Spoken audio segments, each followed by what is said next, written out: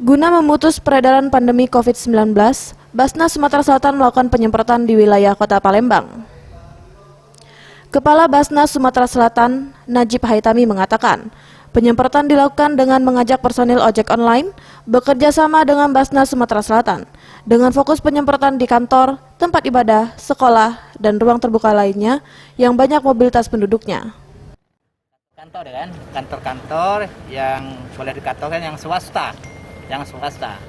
Dan hari ini mulai kita di tempat-tempat umum seperti di BKB, halte dan sebagainya Kota Palembang.